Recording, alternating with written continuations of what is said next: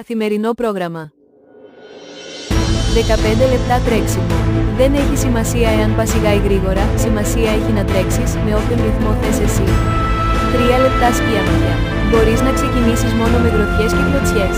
Σάκος 2 γύρι του 1 λεπτού συνεχόμενες ευθείες γροθιές των 2 σετ. 10 push-ups. 10 κλωτσιές στο σάκο με το δεξί και το αριστερό πόδι.